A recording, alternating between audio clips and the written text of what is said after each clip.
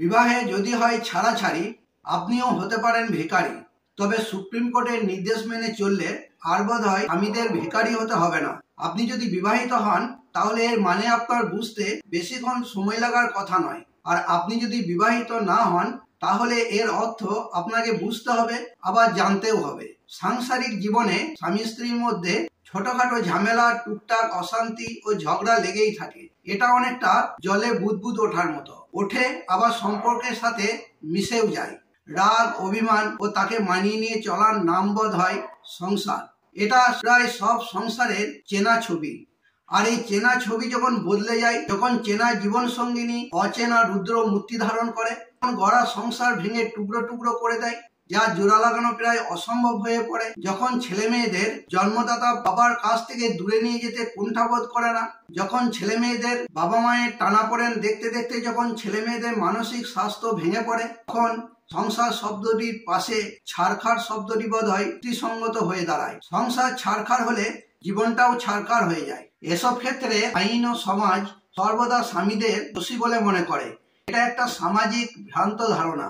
স্বামী হওয়ার অপরাধে আপনাকে কার কার সঙ্গে লড়াই করতে হবে সেটা নিয়ে আমার একটি ভিডিও রয়েছে, যার লিঙ্ক ডেসক্রিপশনে দেওয়া আছে, চাইলে দেখে নিতে পারেন। স্বামী স্ত্রীর মধ্যে যখন একেবারে বনিবনা হয় না বা সংসার হবার কোনো প্রকার সম্ভাবনা থাকে না, তখন উভয়েই হোক বা দুজনের মধ্যে একজন হোক ডিভোর্স নেবার সিদ্ধান্ত নেয়। ডিভোর্স সংক্রান্ত বিষয় নিয়ে আমার বেশ কয়েকটি ভিডিওর লিঙ্ক ডেসক্রিপশনে দেওয়া আছে, চাইলে দেখে নিতে পারেন। কারণে হোক বা অকারণে হোক, লাভের জন্য হোক বা লোভের জন্য হোক, স্বামীদের মানসিক ও আর্থিকভাবে জব্দ করার জন্য স্ত্রীদের হাতে দুটি মারাত্মক আইনি অস্ত্র আছে। একটি হলো বধূ নির্যাতন মামলা ও অপরটি হলো খোরপোশের মামলা। খোরপোশের মামলা করতে গিয়ে স্ত্রীরা অনেক মিথ্যার আশ্রয় নিয়ে থাকে। স্বামীর যদি 1000 টাকা ইনকাম হয়, স্ত্রী আদালতে সেটি 10,000 টাকা ইনকাম বলে দাবি করে থাকে। আবার স্বামীর যদি 1 কাঠা জমি থাকে, তাহলে স্ত্রী 10 কাঠা জমি বলে দাবি করে থাকে। মোট কথা, বেশি পরিমাণ খোরপোশ পাবার উদ্দেশ্যে ও আর্থিকভাবে স্বামীদের চাপে ফেলার উদ্দেশ্যে স্ত্রীরা এই মিথ্যার আশ্রয় নিয়ে থাকে। স্ত্রী ও সন্তানদের আর্থিক সুরক্ষা ও জীবনযাত্রার কথা মাথায় রেখে সুপ্রিম কোর্ট খোরপোশ মামলায় কড়া অবস্থান নেয়। অনেক স্বামী আছে যাদের ইনকাম নগণ্য, কিন্তু খোরপোশ অনেক বেশি। তাদের খোরপোশের টাকা মেটাতে কাল ঘাম ছুটে যায়। তাদের অবস্থা অনেকটা ভিখারির মতো হয়ে যায়। ধীরে ধীরে আদালতও এই বিষয়টি উপলব্ধি করছে। বিবাহ বিচ্ছেদ ও ভরণ পোষণ অর্থাৎ খোরপোশ সংক্রান্ত মামলায় সুপ্রিম কোর্ট প্রবীণ কুমার জৈন নামে এক ব্যক্তিকে তার প্রাক্তন স্ত্রী অঞ্জু জৈনকে ভরণ পোষণে খরচ বাবদ 5 কোটি টাকা দেওয়ার নির্দেশ দেয়। এই মামলার রায় দিতে গিয়ে সুপ্রিম কোর্ট জানায়, বৈবাহিক নিষ্ঠুরতা সংক্রান্ত আইন 498 ক ধারার অপব্যবহার হচ্ছে। এই অবস্থায় দেশের উচ্চ ও নিম্ন আদালতগুলির প্রতি সুপ্রিম কোর্টের পরামর্শ 8টি মানদণ্ডের কথা মাথায় রেখে তারা যেন বিবাহ বিচ্ছিন্ন স্ত্রীর খোরপোশের পরিমাণ নির্ধারণ করে। বিচারপতি বিক্রমনাথ ও বিচারপতি প্রসন্ন ভিভারালের বেঞ্চ কি কি মানদণ্ডের কথা জানিয়েছে তা জানার জন্য ভিডিওটি প্রথম থেকে শেষ অবধি অবশ্যই দেখতে থাকুন। Welcome back to my YouTube channel legal help and advice Bangla. আজকের এই ভিডিওতে জানাবো খোরপোশ বা এককালীন খোরপোশ নির্ধারণে কি কি নির্দেশিকা জারি করেছে সুপ্রিম কোর্ট। চ্যানেল মেম্বারশিপ, আজই এই চ্যানেলের সাথে সরাসরি যুক্ত হন। দেরি না করে চ্যানেলের মেম্বারশিপ গ্রহণ করুন। আপনার নিজের ও আপনার পরিবারের যে কোনো সমস্যার আইনি সমাধান জানাতে এই চ্যানেল সবসময়ের জন্য গুরুত্বপূর্ণ ভূমিকা পালন করবে।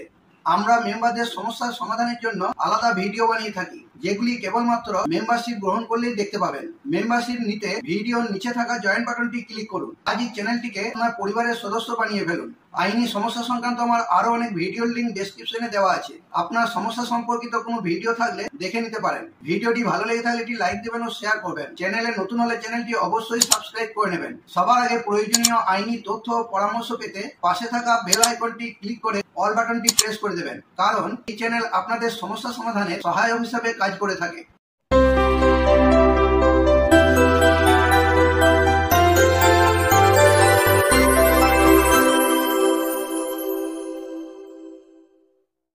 খোরপোশ বা এককালীন খোরপোশ নির্ধারণে কি নির্দেশিকা জারি করেছে সুপ্রিম কোর্ট? খোরপোশ বা এককালীন খোরপোশ নির্ধারণে সুপ্রিম কোর্ট যেসব নির্দেশিকা জারি করেছে সেগুলি হলো: 1. স্বামী এবং স্ত্রীর সামাজিক এবং অর্থনৈতিক অবস্থা যাচাই করতে হবে। খোরপোশ বা এককালীন খোরপোশ নির্ধারণে স্বামী ও স্ত্রীর সামাজিক অবস্থান ও মর্যাদা এবং আর্থিক পরিস্থিতি একটি গুরুত্বপূর্ণ মানদণ্ড, কারণ এটির উপর ভরণপোষণের পরিমাণ নির্ভর করে থাকে। তাই আদালতকে এই বিষয়গুলি বিবেচনা ও যাচাই করা দরকার। 2. স্ত্রী এবং সন্তানদের ন্যূনতম চাহিদার কথা মাথায় রাখতে হবে। খোরপোশ বা এককালীন খোরপোশ নির্ধারণ করার সময় আদালতকে স্ত্রী এবং সন্তানদের ন্যূনতম চাহিদার কথা মাথায় রাখতে হবে, কারণ স্ত্রী অধিক পরিমাণ খোরপোশ পাবার জন্য তার নিজের ও সন্তানের প্রয়োজনীয়তা ও চাহিদার কথা বেশি করে বাড়িয়ে বলে থাকে। আবার অন্যদিকে স্বামী তার আয় ও সম্পত্তি সংক্রান্ত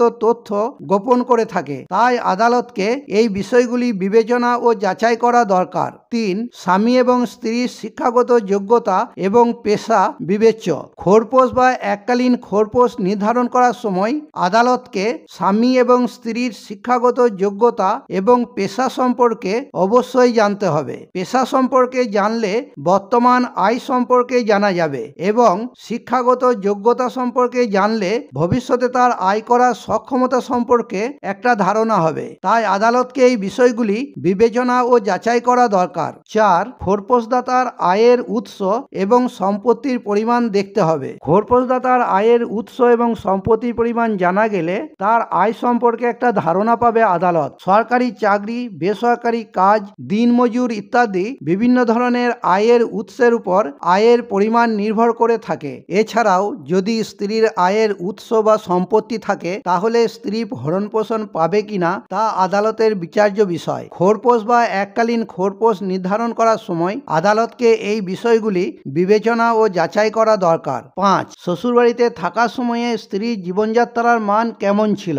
শ্বশুরবাড়িতে থাকার সময়ে স্ত্রীর জীবনযাত্রার মান কেমন ছিল তা আদালতের জানা দরকার, কারণ শ্বশুরবাড়িতে স্ত্রীর জীবনযাত্রার মান যেমন ছিল ডিভোর্সের পর বা মামলা চলাকালীন স্ত্রীর জীবনযাত্রার মান তেমন রাখতে যত পরিমাণ টাকা খোরপোশের জন্য দরকার স্বামীকে তত পরিমাণ টাকা দিতে হবে। খোরপোশ বা এককালীন খোরপোশ নির্ধারণ করার সময় আদালতকে এই বিষয়গুলি বিবেচনা ও যাচাই করা দরকার। 6. স্ত্রী পরিবারের দেখাশোনার জন্য চাকরি ছেড়ে দিয়েছিলেন কিনা? অনেক সময় দেখা যায় স্ত্রী শিক্ষিত বা চাকরি বা অন্য কোনো কাজ করতেন, বা স্ত্রী আয় করতে সক্ষম হলেও সাংসারিক দায়িত্ব পালনের জন্য বা সন্তানদের লালন পালনের জন্য তিনি চাকরি বা কাজ ছেড়ে দিয়েছেন, বা সক্ষম হলেও তিনি তা করেননি। খোরপোশ বা এককালীন খোরপোশ নির্ধারণ করার সময় আদালতকে এই বিষয়গুলি বিবেচনা ও যাচাই করা দরকার। 7. কর্মহীন স্ত্রীর আইনি লড়াই চালানোর জন্য প্রয়োজনীয় অর্থ আছে কিনা? কর্মহীন স্ত্রীর আইনি লড়াই চালানোর জন্য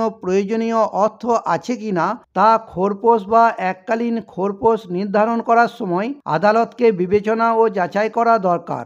8. ভরণপোষণের খরচ ছাড়াও স্বামীর অন্যান্য খরচ, আর্থিক অবস্থা ও তার আয়। ভরণপোষণের খরচ ছাড়াও স্বামীর অন্যান্য খরচ বা দায় দায়িত্ব যা কিছু আছে সবটাই আদালতকে জানতে হবে। এছাড়াও স্বামীর আর্থিক অবস্থা ও তার আয় সম্পর্কে ওয়াকিবহাল থাকতে হবে। খোরপোশ বা এককালীন খোরপোশ নির্ধারণ করার সময় আদালতকে তা বিবেচনা ও যাচাই করা দরকার। এই নির্দেশিকা বা মানদণ্ডগুলি বলার পরেও সুপ্রিম কোর্ট জানিয়েছে এগুলি পরামর্শ মাত্র, কোনো ধরাবাঁধা ছক নয়। আদালতের মতে স্ত্রীর জীবন ধারণের কথা মাথায় রেখে খোরপোশের অঙ্ক ঠিক করা উচিত, তা যেন স্বামীর শাস্তি স্বরূপ না হয়। আজ এই পর্যন্তই। এই সংক্রান্ত কোনো সমস্যা থাকলে কমেন্টে জানাবেন, ভিডিওটি লাইক করবেন ও চ্যানেলটি অবশ্যই সাবস্ক্রাইব করে নেবেন। Real help and advice Bangla channel সর্বদা আপনাদের পাশে আছে।